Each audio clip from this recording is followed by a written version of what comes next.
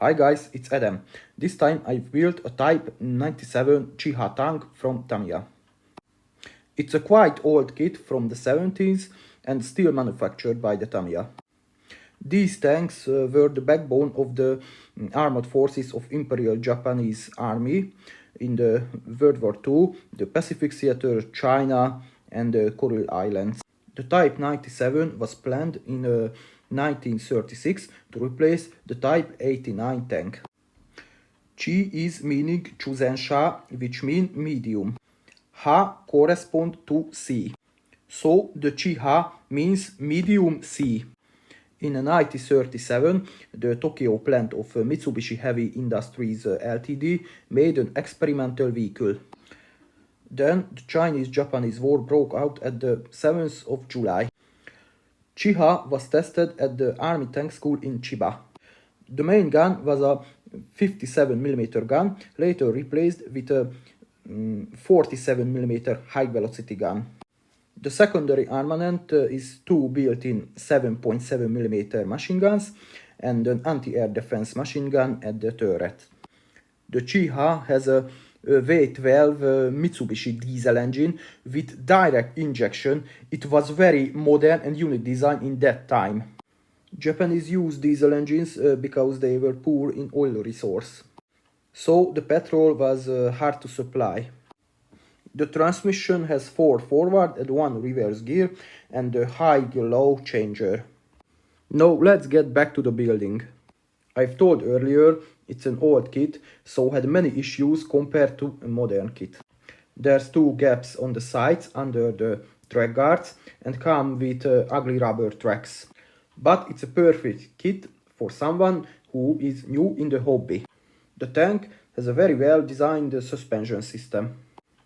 As you see, it was easy to build. This tank has a riveted armor, just like other tanks in that time. Just like the Vickers tanks, the T-26, Christie tanks, Italian tanks, French tanks. It was a standard tank building process because riveting was easier than welding. But the riveted armor has a big problem.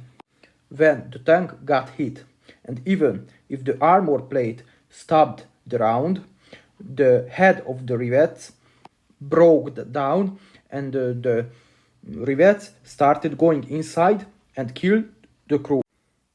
That's why later modern tanks come with welded armor. Only Japanese, Italians and Hungarians used riveting armor until the end of World War II. This model come with opened hatches option, but the inside of tank is empty, so I choose the closed options. As you see, the underhull is completed. Now building the fighting compartment. I usually use Rivel plastic cement. I'm not sponsored by them, but I like how can I control the glue with the needle. But sometimes I push out too much. In that case, I use a tissue to clear off the axis.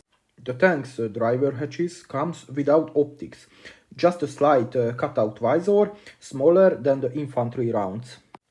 This was standard in the World War II Japanese tanks. This model comes with a few accessories: a lamp, a toolbox, some trenching tools and a hijack for the tank. I know most people put the tools on the tank at the building phase, but I like to paint them separately. It's much easier to me than later repaint many times the little parts. The tank comes with 2 simple mufflers with some heat shield. There are grills on the mufflers to avoid the burning accidents. Putting these plates on the tank was a little tricky, but it was finally good shape. I don't know the exact purpose, but I think it's for the infantry. It's more easier to mount than the sloped armor. Putting on the side armor on this side was tricky because it has some gap issues, but in the end fitted well. I hold in my hand some time, waiting until the glue hardened. The cooling radiator and the hull machine gun glued inside the tank at this model kit. The hull MG stay turnable if you glue together in a correct way. The built-in MGs on the Chi-Has had a large protective cover with some air cooling holes. The tank is asymmetrical. The turret is on the right side of the tank. The turret has an interesting shape.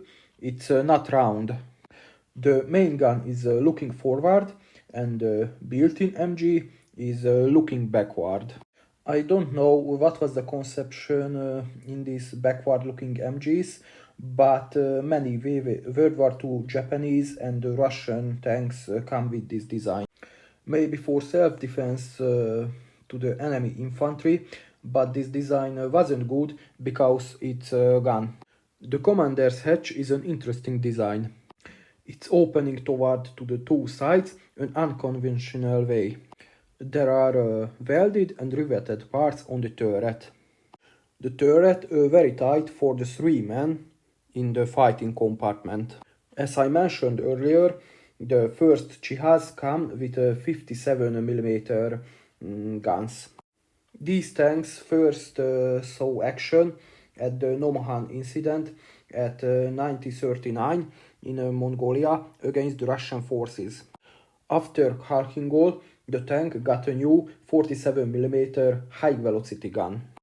With that gun, the Chi-Has could easily knock out any other tanks was in service in that time, like the Tv-26, some BTs, Panzer 1 and 2s, and some light weaker tanks. The tank came with a handling bar around the turret, like early Russian tanks. On the top of the turret, there is a Type97 machine gun with optics for anti-air defense. During the Second Chinese-Japanese War, Japanese forces captured a number of ZB-26 Chase-made machine guns from the Chinese Nationalist Army. This led to the development of the Type-97 machine gun. This machine gun was come with a 1.5 times focused telescopic sight. As you see, the building of the chassis is completed. Now I started to paint the tank. The first layer is a banana yellow color. I started with this because the yellow color is a very hard color to airbrush or paint with brush. This will be little stripes, so I will mask it down. This is an interesting Japanese camo from the beginning of the World War. The main idea behind this camo was if the tank stand in the jungle under the trees and the sun waves go through on the leaves, it's the same yellow color on the tank. So the tank silhouette is broken, it's hard to detect. There are only 4 yellow stripes for each side of the tank. These stripes are painted with hand by the crew. As you see, painting the yellow is finished. Now let's mask the tank. This putty is made by Green Stuff World. It's greaseless and oilless, so it won't leave a pattern on the tank, and it's easy to use. There is only one issue I can tell about it. If you put too much on the surface, after a time it will going down, the gravity simply pull down. But see the whole picture. It's a good product if you airbrush some scale models or Warhammer 40,000 models or Flames of War models. The second coat is the basic Japanese color. The third layer, as you see, is a much darker green color. To painting this tank, I used a Vallejo painting kit. This painting kit is made for airbrush. It was good to use and the gun sprayed very well. As you see, the masking putty on the handling bar on the turret is slowly coming down. So I put on more putty. At this stage the running gear wasn't glued, just put into place. As you see, the next layer is brown. This is the first color on the tank. And most of the tank is covered with some masking putty. Every color is sprayed in 2 thin layers. For the spraying I used a green stuff word airbrush. As you see, the basic brown is airbrushed on the tank. Now the second, a little lighter toned brown, is the final layer of the tank. There aren't many spots, which is left putty free. Between the colors I wait 24 hours. You can paint the next layer after 4 hours, but the 24 hours is just a security waiting time for me. As you see, the camouflage is painted and the tank freed from the putty. Here you can see I painted the machine guns and the mufflers. After that I painted the machine guns and the engine mufflers with Citadel lead belcher. As you see, it gives a very cool metal color.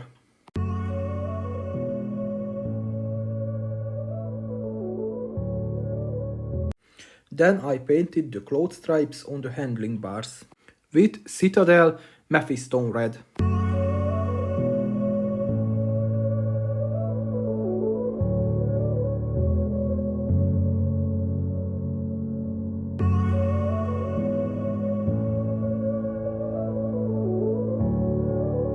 Then I painted the machine gun's telescopic sight with Citadel Paint's Abaddon black. The same color I used for the tank's running wheels rubber parts. I don't like to glue the running gear on the tank and then later paint it. I usually paint them separately. It's more easy to paint separately the parts of the running gear. Then the parts glued to their positions and make many painting mistakes. As you see, after painting the running wheels, I glued them into their places.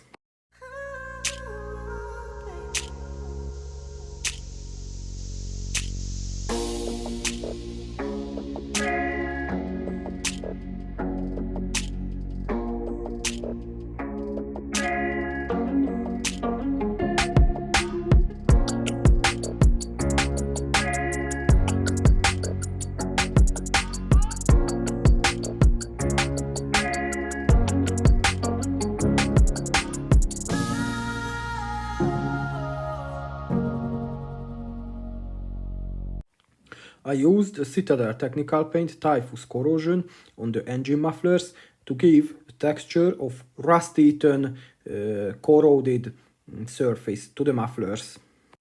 Earlier I made some tutorial here on YouTube and Instagram and TikTok how I paint usually the tank's mufflers.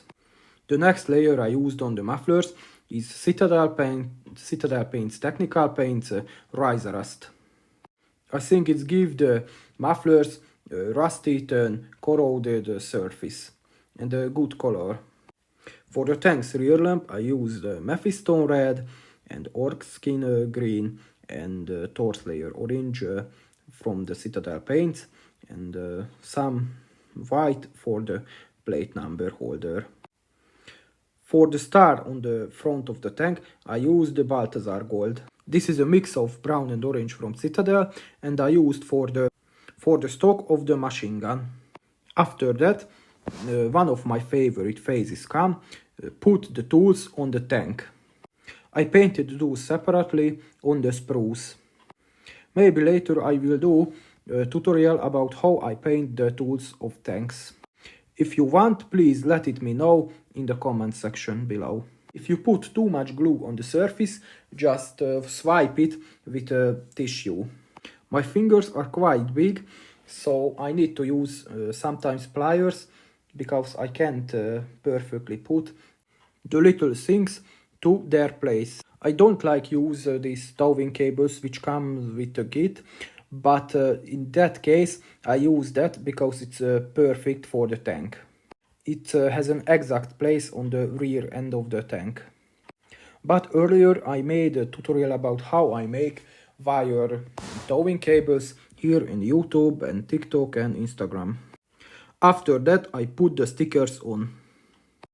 First I started with the rear number plate. Before putting the stickers their place, I use some Vallejo sticker fix. As you see, all the stickers put on their place. They won't stay this clear white color. The next step is washing the whole model with some Citadel Paints Agrax Earthshade. I applied on the whole tank the rivets, the gasket, the panel lines, and made some striking lines from the rivets, like the weather, wash, the dust, the grime, the early stage rust, down on the surface of the armor plate. Then, as you see, I applied some chipping effects. First with Citadel Paints Mechanicus Standard Grey, and the second chipping coat was Citadel Paints Rhinox Hide Brown. I applied this technique on the edges of the tank and the surface where are some movement by the crew. As you see, it gives the tank a battle-worn, battle-hardened look instead of a factory brand new tank which comes with new car smell. Then I applied weathering. I used Citadel Paints Technical Paints Agrellan Earth. It's made for basing Warhammer models, but it made here perfect work too.